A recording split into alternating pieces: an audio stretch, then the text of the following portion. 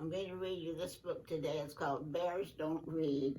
And you know that, don't you? You know bears can't read like you can.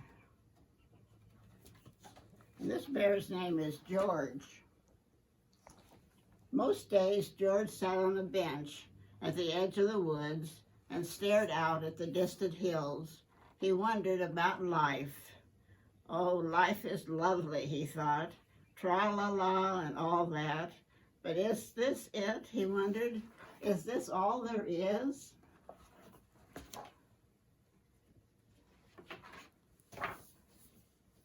His brothers and sisters never wondered about anything.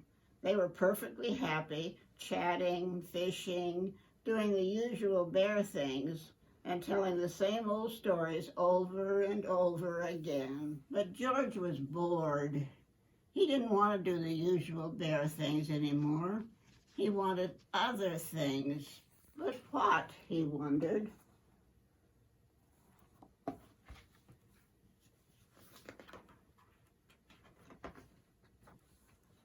The next day, as George was strolling through the forest, he found a book lying beneath a tree. Somebody must have lost it, he thought. How interesting. And inside it were pictures of a bear, just like him. On the other pages, there were lots and lots of words.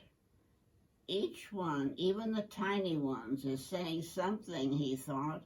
If I only knew what it was. And this bear is having an exciting life. Not like mine, George thought. But then he had a brilliant idea, and he rushed home to tell the others.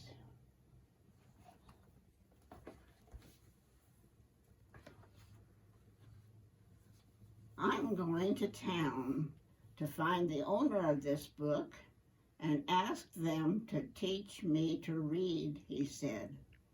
You don't want to go there, said his brother. They don't like bears in town. But I want to learn to read, said George. That's just silly, said his sister. Bears don't read.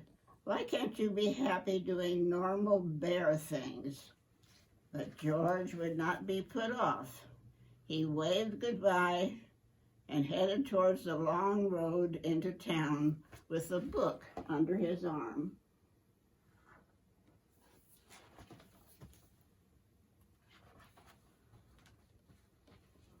George walked for a whole day and a whole night, stopping to rest on a grassy hill under the sparkling sky. Before he slept, he opened the book again and gazed at the words. Already he felt that the world was a more interesting place. The next morning, George rose with the sun, and went by midday at noon, he could see the town in the distance. He smiled. The town looked lovely. There must be so many people who know how to read there, he thought, and lots of new stories they can tell me.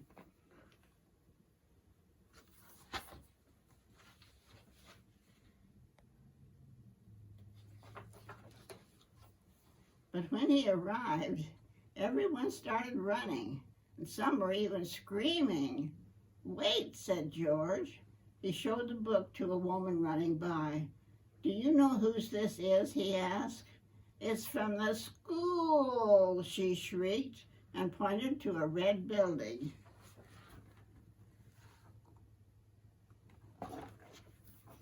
Bear, somebody shouted. Call the police. How peculiar, thought George, as he walked towards the school. Inside the school, there was complete silence. Where was everybody? George peeped over the desk. Hello, he said, but there was nobody there.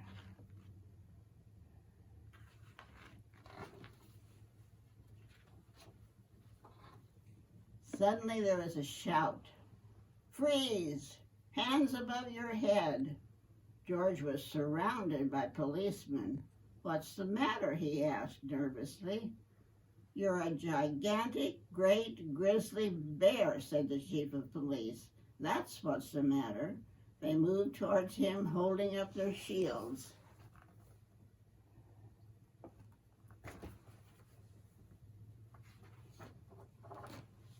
"I don't want any trouble," said the chief, and George didn't want any trouble either. It wasn't his fault. He was a gigantic, great, grizzly bear. He held the book tightly in his paw.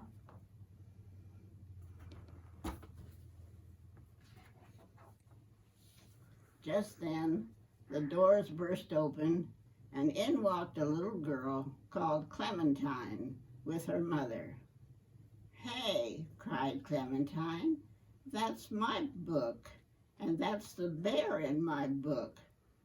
The chief said, "This is a dangerous animal."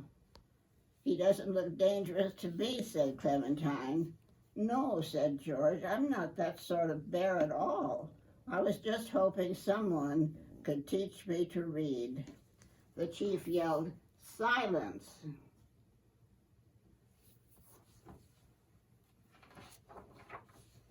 But Clementine wasn't listening. "I'm learning to read," she said. "We could learn together, couldn't we, Mom?" Clementine's mother looked at George, and she could see that he was a perfectly nice sort of bear. And she said, "I don't see why not."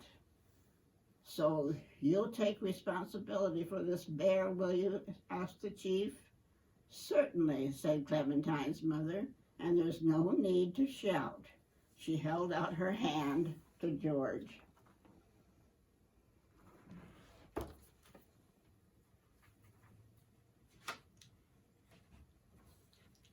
George moved into the summer house at the end of Clementine's garden, and each day after school, Clementine showed him everything she'd learned, and it wasn't long before George knew all the letters of the alphabet.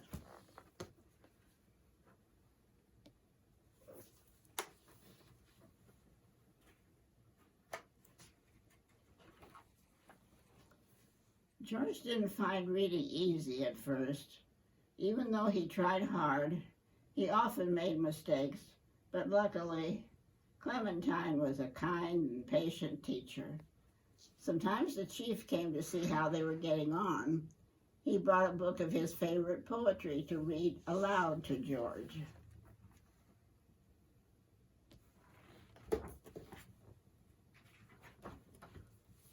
Then one day, Clementine said, "I bet you can read this whole book now, all by yourself." George opened it up and began. "Once upon a time, there was a large brown bear who found a book lying under a tree.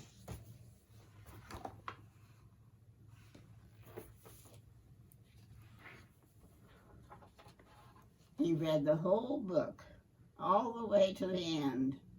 'Bravo,' said Clementine. 'We knew you could do it.'" And that's the end.